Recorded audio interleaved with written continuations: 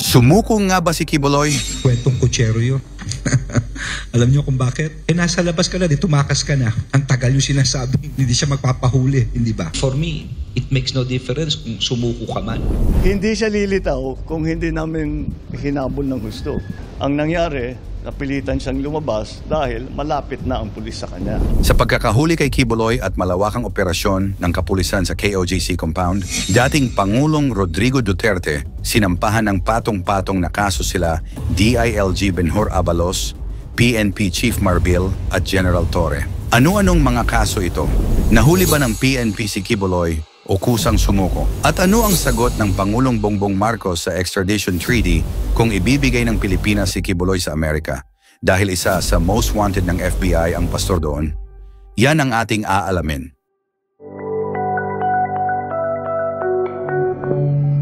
Nakatakip ang mga mukha ng iprinisinta ng DILG at PNP si Kingdom of Jesus Christ leader Pastor Apollo Kibuloy, Crescente Canada, Ingrid Canada, Sylvia Camanes at Jackie Leroy. Nakadetained ngayon sa custodial facility o custodial center ng PNP si Pastor Apollo Kibuloy, kasama niya ang 4 pang kapwa-akusado. Balot na balot ang katawan pati mukha ng ipresenta sa Camp Crame. Isinailalim din sila sa booking procedure at binasahan din sila ng Miranda rights. Ang mga kuha sa kanila ng PNP halos blurred sa prosesong ito. Blurred din maging ang kanila mga mugshot. Sa press conference sa Camp Crame nitong Lunes ng hapon, ayon sa DILG at PNP, napilitan umanong sumuko si Kibuloy dahil na rin sa walang patid at tuloy-tuloy na operasyon ng kapulisan para malambat ang pastor. Sumuko dahil wala nang malulusutan, kaya umano bumagsak sa kamay ng otoridad si Pastor Apollo Kibuloy at kanyang kapwa-akusado.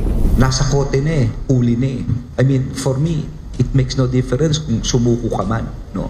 Kasi yun na yun practically napaligiran ka na Siguro kung nasa ibang lugar ka, kung nasa Mindanao ka, kung nasa Visayas ka, nasa Luzon ka, yun, pwede pa sabihin mong sumuko. Pero kung nasa isang lugar ka na napapaligiran ka na ng pulis at doon ka rin nakuha, halos yun na yun Ayon sa PNP, Sabado pa lamang ay pinaplano na ng Davao Police ang gagawin nilang final assault sa lungga ni Kibuloy. Linggo ng umaga nang magdagdag pa ng puwersa ang PNP para pasukin ang Bible School o ACQ College of Ministries na pinagtataguan umano ni Kibuloy. 1,000 SAF at SWAT ang naatasang palibutan ng lugar para matiyak na walang makakalabas. Linggo ng hapon ikinasa ang final assault na inilatag ni Police Brigadier General Nicolas Torre III. Ani Marbil, bago pa lang ang final assault, nakatanggap na ang otoridad ng impormasyong susuko na si Kibuloy.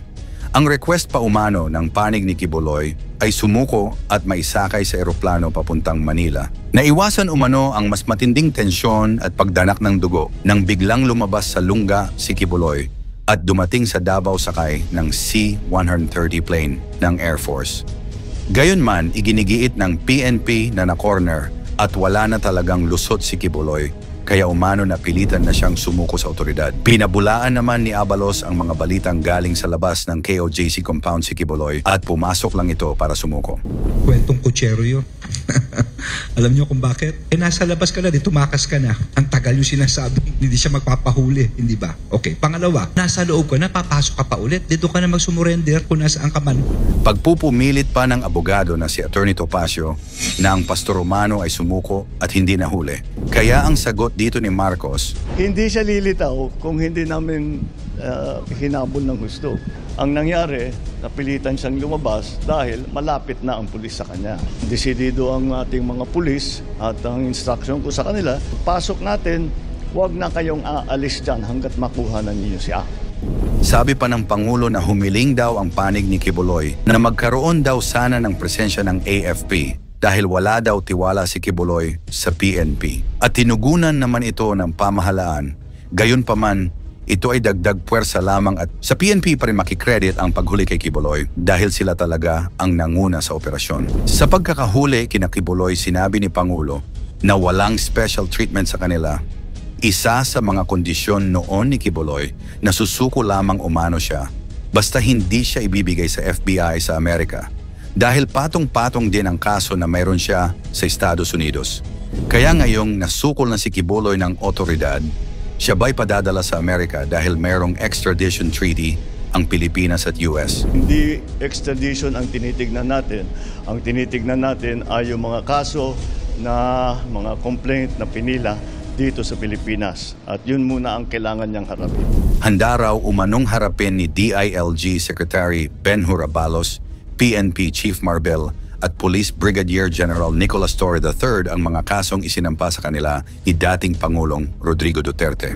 Ayon kay Department of Interior and Local Government Secretary Benhur Abalos, nagsampa ng kasong malicious mischief si dating Pangulong Rodrigo Duterte laban sa kanya at kay Philippine National Police Chief General Romel Marbel.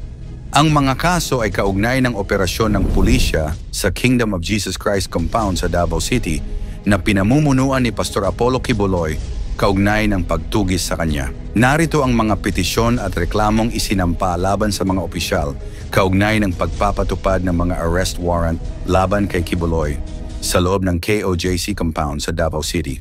Una, petition for writ of amparo and habeas corpus data. Pabor sa mga petitioner mula sa KOJC na kinatawan ni Executive Pastor Marlon Acobo, laban kina Abalos at iba pa. Ikalawa, violation of domicile, interruption of religious worship, offending the religious feelings, and grave threats under the revised penal code.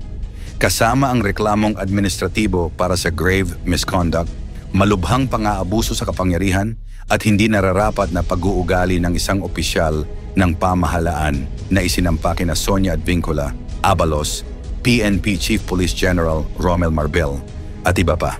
Ikatlo, malicious mischief na isinampa ni Duterte laban kina Abalos, Marbel, at iba pa. 2 counts, sinabi ni Abalos na inaasahan nilang marami pang reklamo ang darating dahil nagbanta ang legal counsel ng KOJC na si Israelito Torreon na magsasampa sila ng maraming kaso laban sa kanila.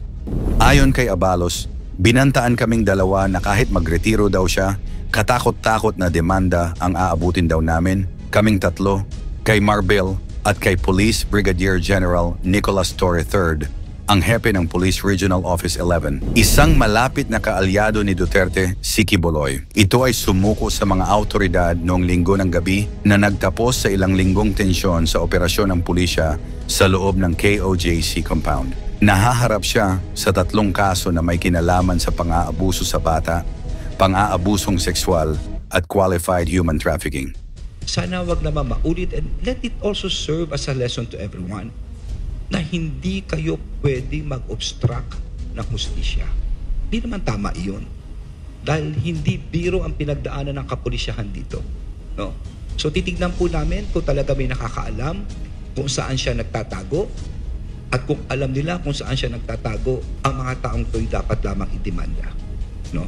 Paimbestigahan po natin yan for obstruction of justice. Ikaw, sumuko nga ba si Quiboloy o wala ng lusot kaya nahuli na? At dapat nga bang justice system ng Amerika ang gamiting panglitis kay Quiboloy kaya dapat siyang ibigay sa FBI sa Amerika o sa Pilipinas na lamang? I-komento mo naman ito sa ibaba, pakilike ang ating video, i-share mo na rin sa ibaba. Salamat at God bless.